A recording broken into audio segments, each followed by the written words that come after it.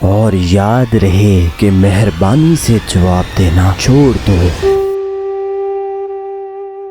امام علی رضا علیہ السلام نے فرمایا، انسان کا دوست اس کی عقل ہے اور اس کا دشمن اس کی جہالت ہے۔